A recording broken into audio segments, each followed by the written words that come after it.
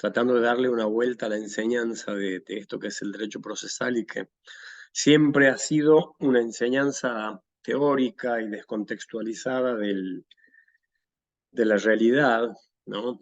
De manual, de libro. Por lo general, la enseñanza académica del derecho procesal es una enseñanza basada en un temario que es propio de la disciplina, que es la mirada disciplinar, que obviamente tienen que tener todas aquellas ciencias o métodos como el derecho. El derecho no sé si es una ciencia o más bien un método o una práctica. Pero bueno, la idea es que la enseñanza del derecho no esté aislada de la realidad, sino que esté vinculada al trabajo, sobre todo porque la universidad debe apuntar a una educación más orientada a la práctica, orientada a las competencias que tienen que tener quienes egresan para poder desempeñarse en el, digamos, en el mercado laboral. Por eso la idea de mostrarles este año un programa diferente, basado en el material de trabajo que tienen los abogados, que es el caso. El caso visto como un conflicto no solo un conflicto con la ley penal, sino también un conflicto entre personas, entre ciudadanos, alcanzados todos por las mismas normas. Entonces, la manera de exponer este año la materia tiene como eje el conflicto. Entonces, hemos visto distintas posibilidades en relación a los conflictos, ¿no? Conflictos más graves y menos graves. Los conflictos menos graves en el proceso adversarial tienen que tener una salida no punitiva en lo posible o digamos, con el menor grado de punición, a través de un esquema de aplicación de criterios de oportunidad o de salidas alternativas al proceso, y es la forma en la cual se solucionan los conflictos menores y se satisfacen el interés de la víctima, el damnificado, que pueden no ser la misma persona. Habitualmente coinciden la víctima del delito con el particular damnificado por el delito, pero a veces no. Y una solución breve, rápida, para lo que ha sido pensado el proceso adversarial, ¿no? Esto del proceso adversarial y la posibilidad de hacer juicios por audiencias nunca ha sido entendido en Tucumán como una herramienta para facilitar la descompresión del sistema. Un sistema judicial funciona gestionando, y la forma de gestionar a través de las audiencias, mediante la realización de audiencias, es una forma óptima y eficiente, siempre y cuando los operadores entiendan que las audiencias no son eternas, no deben ser eternas, no deben insumir mucho tiempo, y que cuando se realiza una audiencia se debe cumplir con el objetivo de la audiencia, no postergarlo, salvo que sea absolutamente necesario. Pero las audiencias que ustedes tienen ahí en el aula para ver, y me gustaría que ya vayamos empezando a partir de la semana que viene a practicar con casos, mientras vamos viendo los últimos temas del programa, pues ya nos quedan pocos temas, tres grandes temas que vamos a ver en las próximas 3 semanas y ya estaríamos listos para ir a rendir el parcial. Entonces vamos a tratar de ir practicando con casos, porque el parcial se va a rendir de esta forma. Yo les voy a anticipar un caso y ustedes en grupos de no más de 3 van a plantear la solución probablemente el grupo que tenga el mismo caso con otra función podrá debatir con ustedes, hacerle la crítica, y bueno, de esta forma es como yo voy a poder calificar, porque este año no es memoria, este año no puedo calificarlos a ustedes haciéndole preguntas de conceptos o para que me digan de memoria determinadas cosas. Este año hay que demostrar que uno ha entendido cuáles son los principios, cuáles son los conceptos y cómo funcionan. Si yo no los hago funcionar, ¿para qué quiero que los tengan? Entonces, la idea de este año es que ustedes puedan desarrollar una solución a un caso, puedan utilizar las herramientas que principalmente son su cerebro, y también algunos materiales que van a poder tener a mano, pero básicamente que ustedes piensen y comprendan, porque si ustedes no han comprendido, bueno, lamentablemente tendrán que cursarla el año que viene o rendirla libre.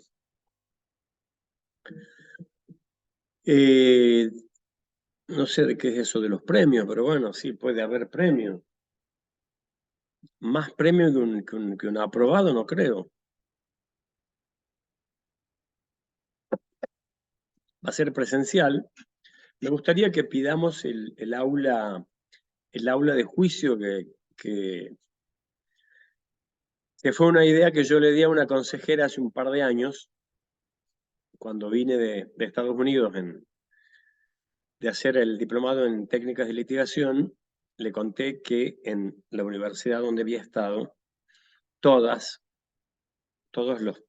digamos, los espacios, los pisos, tenían aulas, 2 o 3 aulas destinadas, aulas con una sala de juicio montada, no es que tenían, había salas donde había, digamos, una mesa para hacer una conferencia entre unas cuantas personas, para hacer debates, para trabajar, pero también había para litigar, ¿no? Entonces, lo importante de la litigación, porque, a ver, Estados Unidos tiene un sistema adversarial puro, con juicio por jurados puro.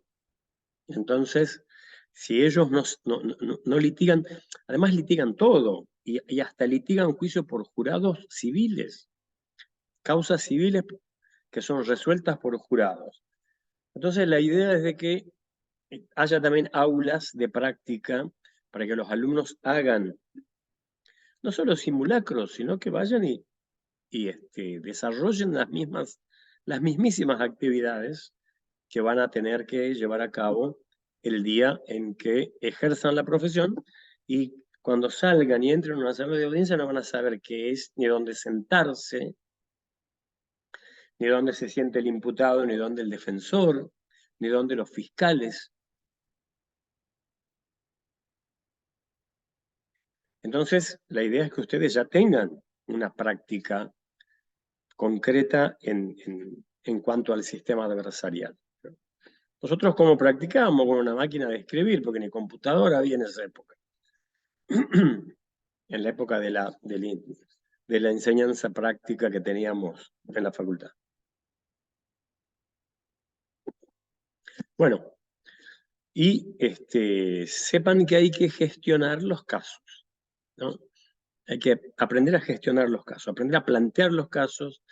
Hay herramientas. Recuerden que hay que hacer un análisis. El análisis de la teoría del caso es fundamental para que ustedes encaren la solución del caso, pero con un conocimiento profundo del caso, planteando a lo mejor una salida alternativa con una solución rápida, o bien estar preparados para llegar a la instancia del debate. Así que, bueno,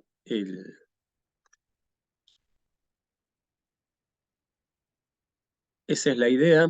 La idea es que ustedes puedan practicar tengan la posibilidad de entrenarse un poco en resolución de casos, que no es nada del otro mundo. No hay que ahogarse en un vaso de agua, simplemente tener a mano los elementos necesarios, como uno haría en un estudio jurídico, los tratados internacionales, la Constitución, los códigos, el Código Penal, el Código Procesal. Y con eso tenemos que hacer el trabajo, nada más.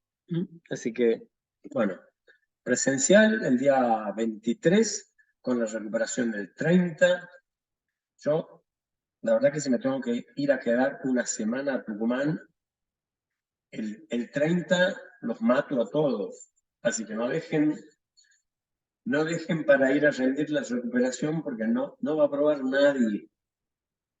Vayan todos el 23. El 23 y vemos. Si hay aplazados, bueno, ya veremos el 30. Pero no vayan de una a rendir el 30, porque eso habla mal de ustedes. Habla mal de todos los que nunca vienen a clase. Yo sé quiénes son los 15 del elenco estable que vienen a clase. El resto no los conozco. Y el día que los conozca, el día 23, cuando los conozca y no sepan resolver un caso, y bueno, ¿qué puede pasar? Clavelol es otro que no conoce, profe. ¿Cómo? Clavelol es otro que no conoce. Ah, ¿cómo le va a desear el mal a sus compañeros, no? Los vamos a evaluar y los vamos a crucificar como corresponde. Bueno, vamos a tratar de cerrar esta parte que es la etapa intermedia. Dentro del proceso penal, al cual vemos dividido en dos grandes etapas, pero al final de la primera tenemos un pedacito que es, al final de la investigación penal preparatoria, tenemos un pedacito que es la crítica del trabajo de la investigación penal preparatoria y la evaluación acerca de la posibilidad de acusar en juicio o bien, digamos, requerir el sobreseimiento. Espere que sigue entrando gente al baile. Bueno.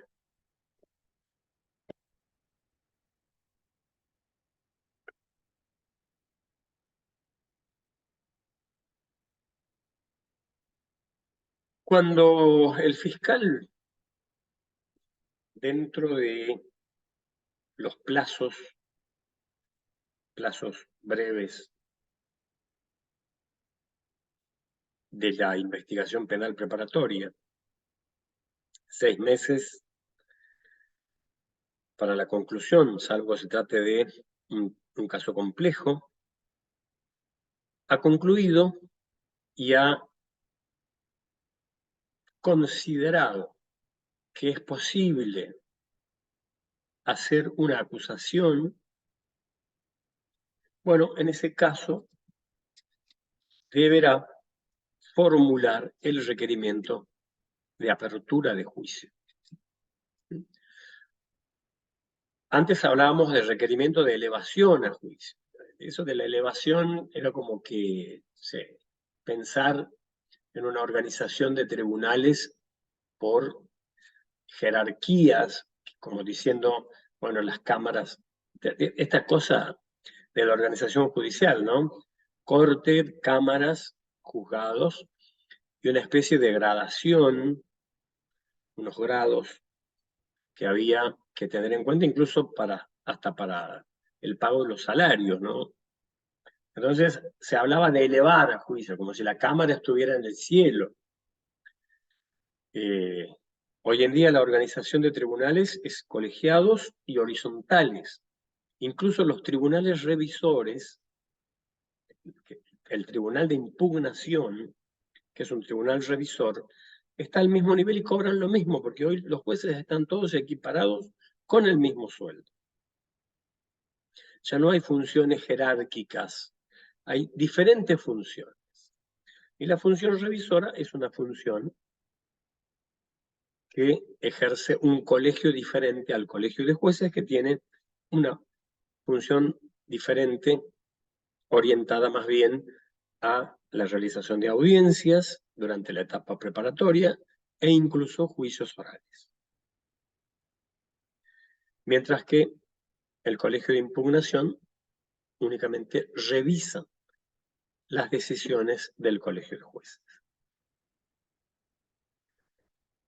Bueno, ya hablamos digamos, del sobreseimiento, el momento en el cual se puede pedir el sobreseimiento, las razones por las cuales se puede pedir el sobreseimiento, pero en el caso de que el fiscal considere que ha reunido suficientes elementos de juicio para sostener la acusación, entonces tiene que formular un requerimiento de apertura de juicio. Y la importancia de estos actos es de que, bueno, en primer lugar, interrumpe la prescripción, ¿no?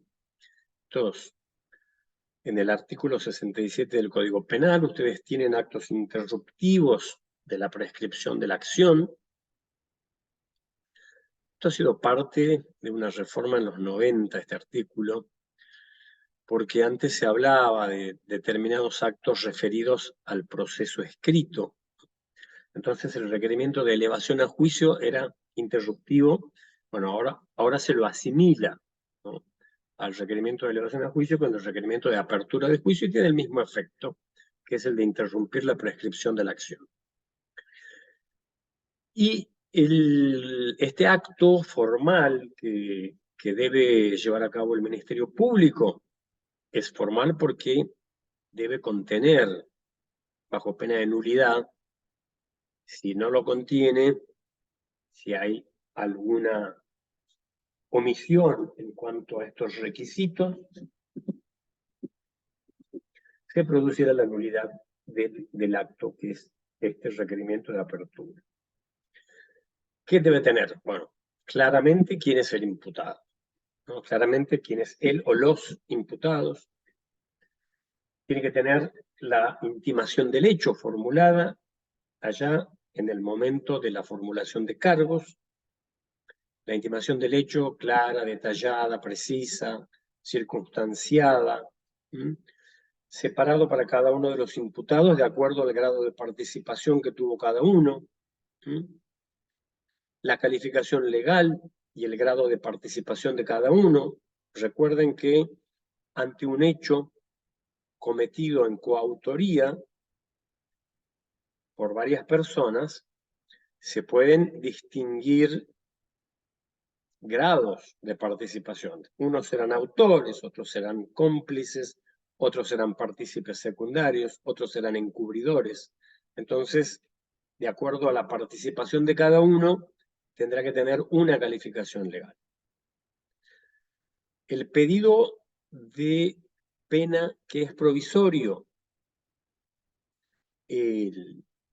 la pretensión punitiva provisoria, y es una estimación de lo que el fiscal cree que puede llegar a ser el monto de la pena que se imponga a esta persona.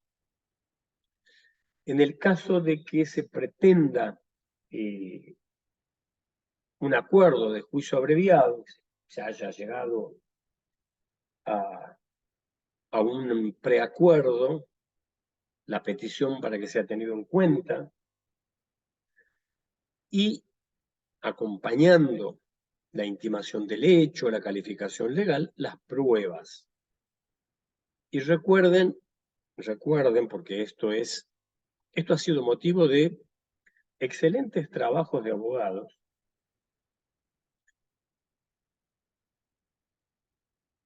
la congruencia entre el hecho intimado, allá en oportunidad de recibirle la declaración en la audiencia de formulación de cargos al imputado, con la calificación de aquel momento y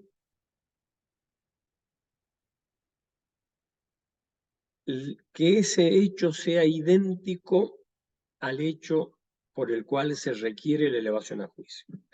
Acuérdense de esto. Congruencia fáctica. La congruencia de los hechos. Se trata del mismo hecho. Si el hecho por el que se requiere la elevación a juicio ha mutado porque se ha incorporado prueba que ha permitido introducir una ampliación o una derivación de ese hecho, o una víctima nueva, por ejemplo, o una agravante nueva, no se puede requerir la elevación a juicio sin antes haber imputado ese detalle, esa nueva víctima, esa nueva agravante. Hay que dar derecho de defensa y hay que respetar el derecho de defensa desde el primer momento. No se puede sorprender al imputado con un requerimiento de apertura de juicio del cual no se haya podido defender con anterioridad. Y una vez que está formulado ese requerimiento de apertura de juicio, que es escrito, lamentablemente es escrito, es uno de los pocos actos escritos que quedan dentro del sistema adversarial, se notifica a la defensa, se comunica a la víctima y al querellante. Estos pueden adherir a la acusación del fiscal en el caso de la víctima o en el caso del querellante, pero solo en el caso del querellante formular un requerimiento propio que debe tener todos los requisitos que se le exigen al requerimiento fiscal. También es el momento de concretar la demanda civil, es decir, si durante la etapa preparatoria el damnificado por el delito ha manifestado que va a demandar al autor, al imputado o al civilmente responsable, este es el momento en el que debe concretar la demanda. ¿Qué significa concretar la demanda? Significa que si antes solamente había manifestado la voluntad de constituirse en actor civil, manifestando que había sufrido ciertos daños y nada más, hoy viene a decir, mire, los daños que me han provocado estos hechos son calculados en la suma de tantos pesos, la prueba va a ser esta, exijo daño moral, exijo resarcimiento de gastos, daño material, pérdida de la chance, todos los daños que considere que se le han producido tienen que ser manifestados en este acto. Eso es concretar la demanda civil y decir contra quién se le ejerce. Si es solo contra el imputado, si es contra el imputado y el civilmente responsable, si es contra la compañía de seguros, bueno, todos ellos pueden ser determinados y deben ser determinados en el momento de concretar la demanda civil. Se corre traslado a las defensas. Esto implica que del requerimiento se le corre traslado a las defensas para que presenten las pruebas que van a hacer valer en un hipotético juicio. Y digo hipotético porque todavía falta un momento importante donde se va a debatir el requerimiento, la concreción de la demanda y la admisión de las pruebas, que es el último acto de la investigación penal preparatoria, que es la audiencia de control de la acusación. Esta es una audiencia. Esta previa etapa escrita del requerimiento de apertura de juicio da lugar a la contestación por parte de la defensa, a la concreción de la demanda civil, y ahora vamos a una audiencia en la cual la oficina de gestión deberá designar un juez Es una audiencia que tiene una dinámica especial. Se convoca a las partes dentro de un plazo de 5 días para resolver todas las cuestiones propias de la etapa del debate. ¿Qué puede hacer la defensa en la audiencia de control de la acusación?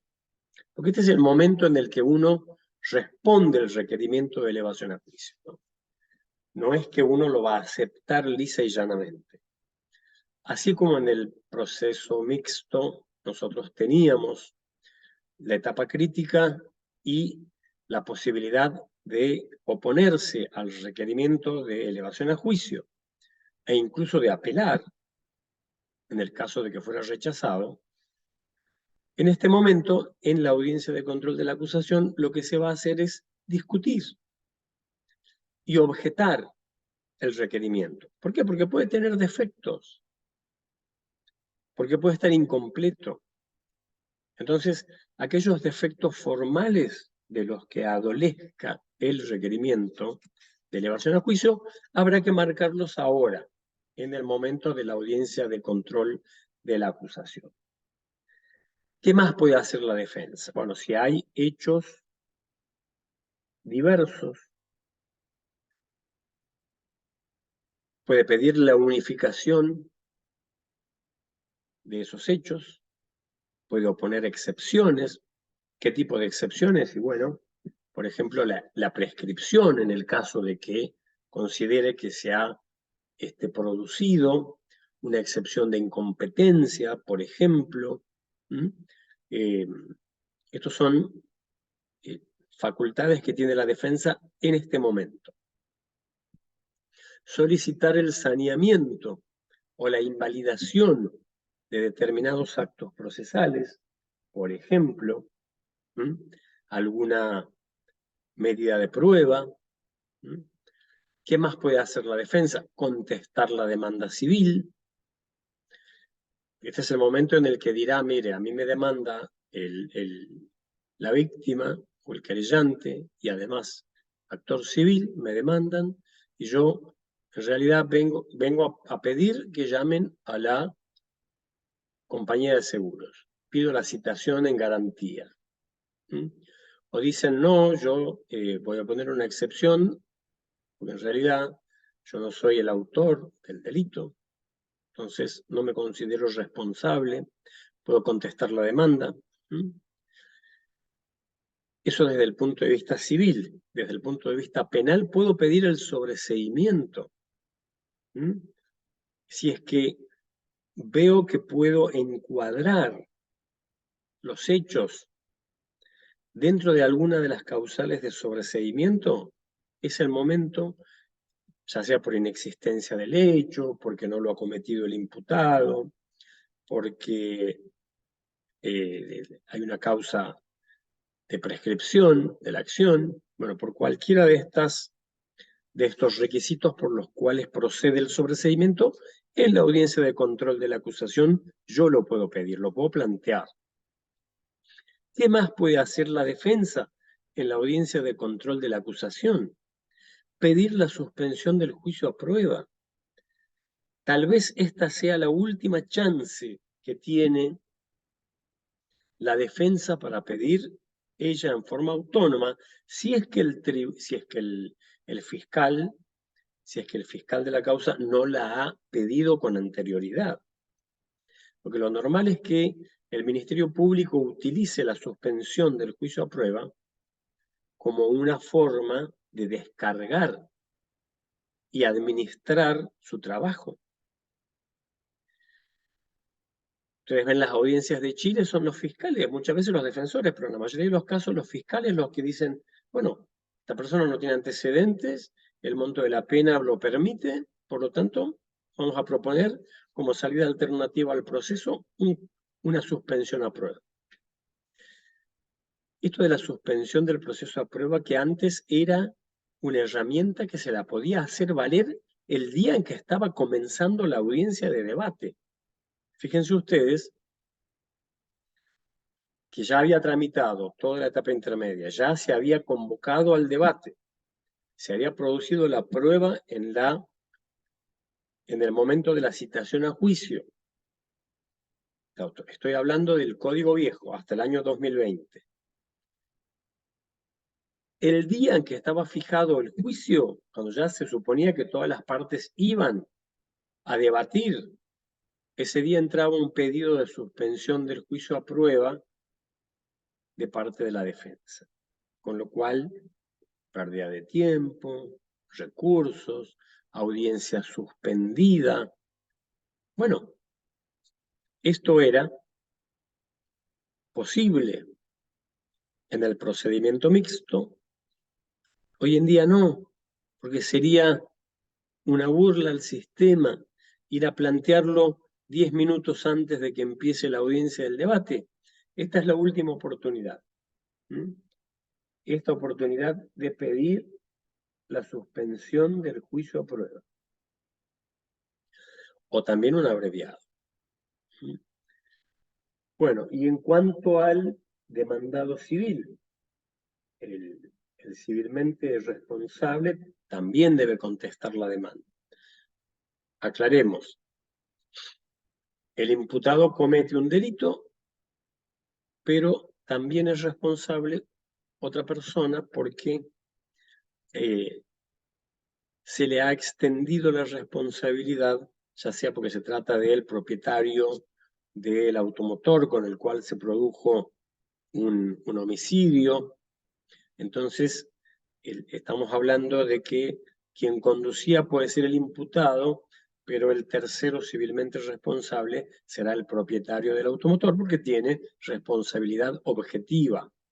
Entonces, este caso también debe el tercero demandado civil o civilmente responsable debe contestar la demanda incoada en su contra.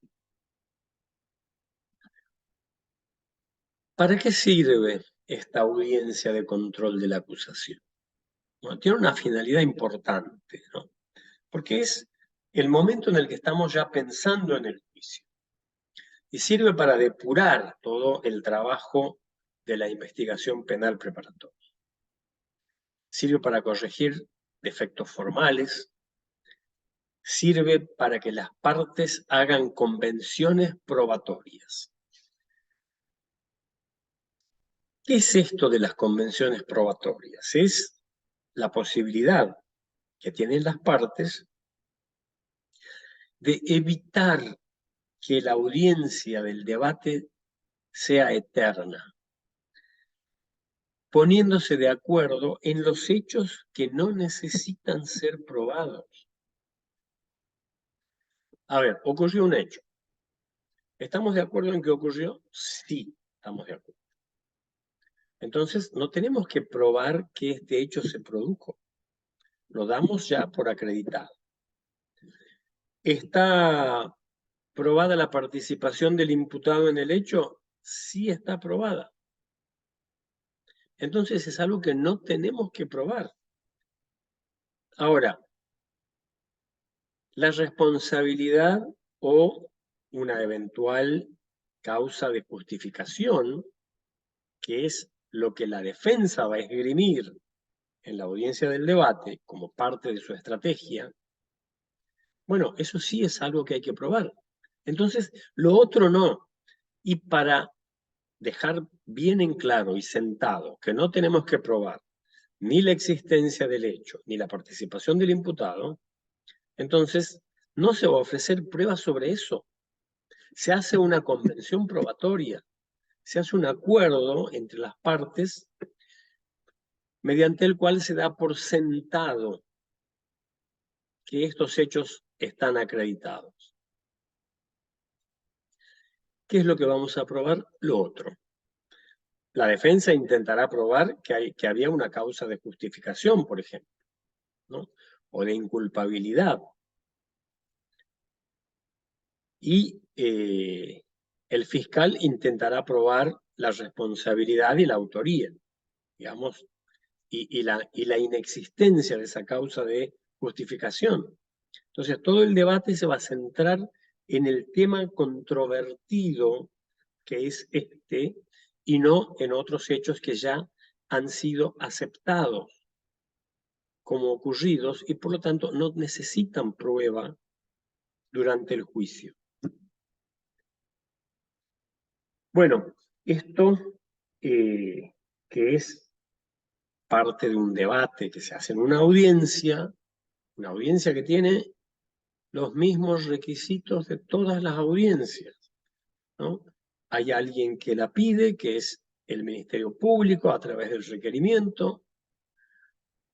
La abogada tiene que fijar una audiencia, se debaten estas cuestiones y se toma una decisión. Porque el juez, digamos, debe tomar una decisión en todos estos temas que han sido planteados por la defensa y rebatidos por la acusación. Esa decisión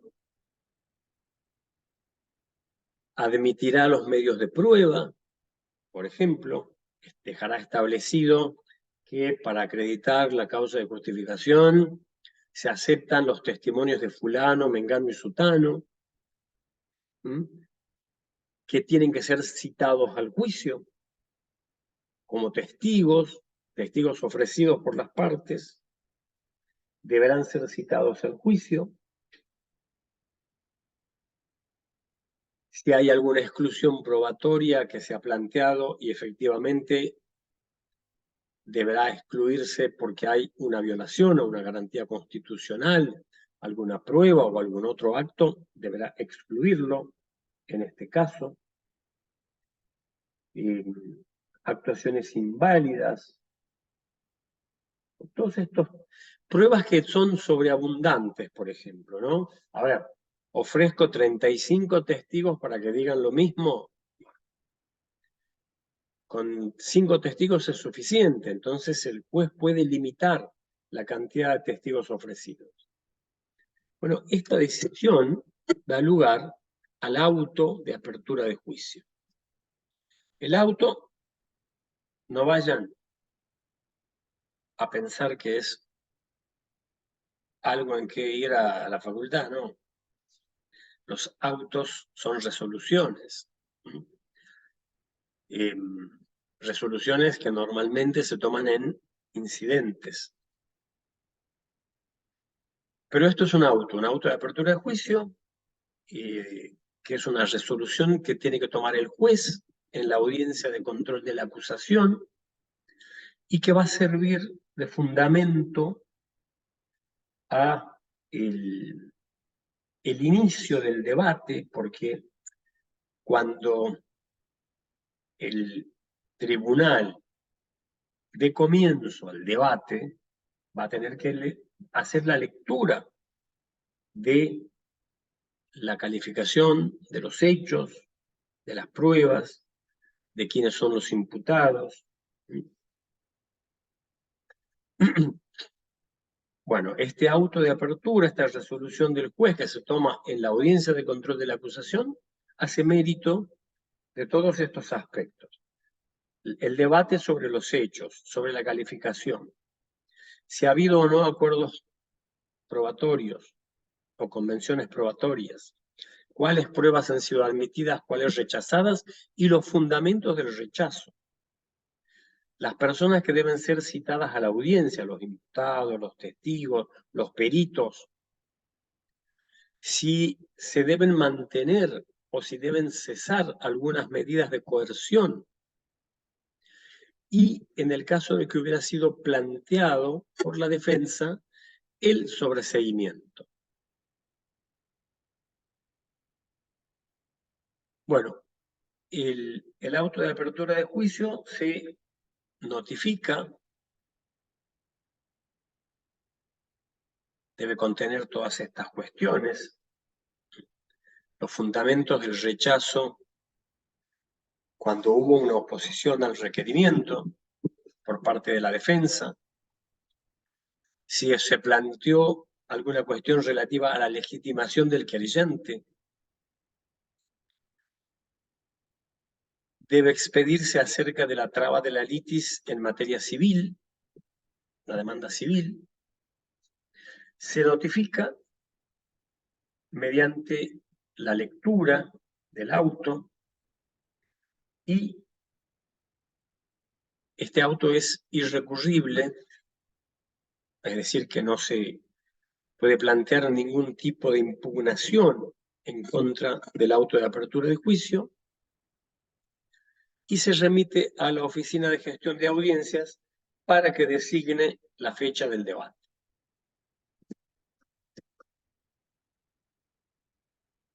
Pero como Argentina es el país de las contradicciones y tenemos códigos adversariales en algunas provincias, códigos mixtos en otras y otros códigos un poco más inquisitivos vigentes por ahí en algún lugar, tenemos que hablar ahora de lo que es la falta de mérito. La falta de mérito es una situación intermedia que se produce entre el sobreseimiento, entre el sobreseimiento definitivo y el procesamiento. Esto todavía está vigente en el Código Procesal Penal de la Nación, que tiene que desaparecer en cualquier momento, ¿no? Pero bueno, una vez que una persona es imputada y se decide su procesamiento,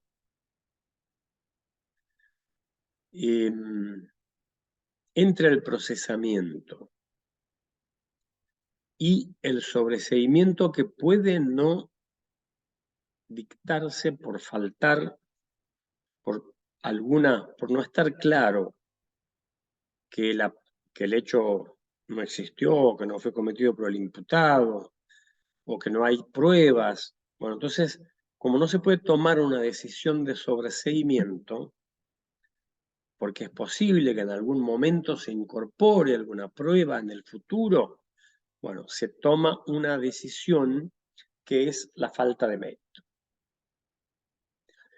que es una decisión sobre el mérito de la imputación. Es decir, el juez que ha procesado dice, bueno, he llegado convencido al procesamiento, pero la verdad es que considero que no se han reunido pruebas suficientes como para acusar en un debate. Entonces, dicto la falta de mérito, que implica que no voy a cerrar la investigación. No concluye el proceso, no se cierra. Esto pasa cuando hay elementos de juicio que no son suficientes para hacer un requerimiento de elevación a juicio, pero tampoco es posible de entrada descartar la existencia del hecho o el encuadramiento legal, la calificación o la responsabilidad del imputado. Ocurre cuando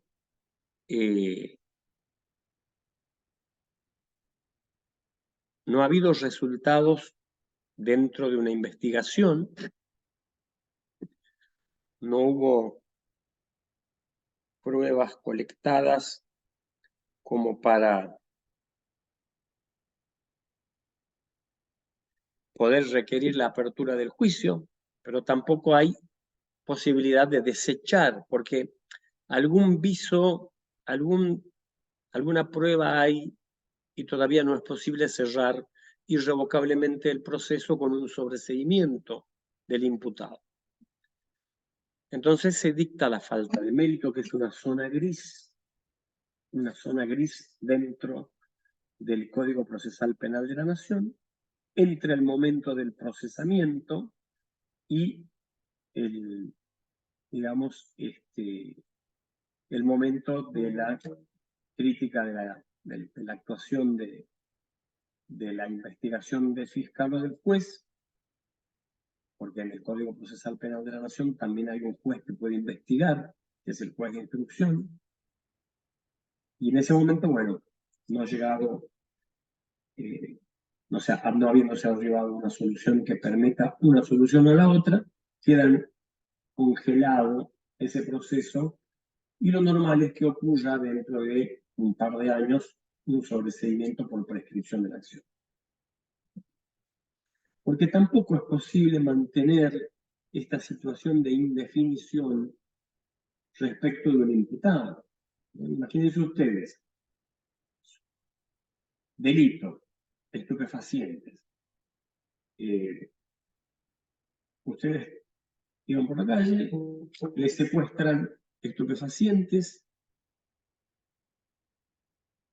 les imputan tenencia simple. Bueno, pero en realidad un grupo, no está bien probada el origen de la droga. Bueno, dictan una falta de mérito, pero ustedes quieren un sobreseimiento, porque va a pasar el tiempo y van a tener una causa, y esa causa va a estar informada al registro de reincidencia, que cuando vayan a pedir un trabajo va a aparecer el antecedente. Entonces, quieren un sobreseimiento. Bueno, si les dictaron la falta de mérito y pasaron 2 años, 3 años, ustedes pueden invocar que hay una violación al plazo razonable, y si no ha habido actividad del fiscal, si no ha habido ninguna diligencia de prueba, si lo único que se ha hecho ha sido mantener un proceso demorado y paralizado, ustedes tienen derecho a pedir que se les dicte el sobreseimiento.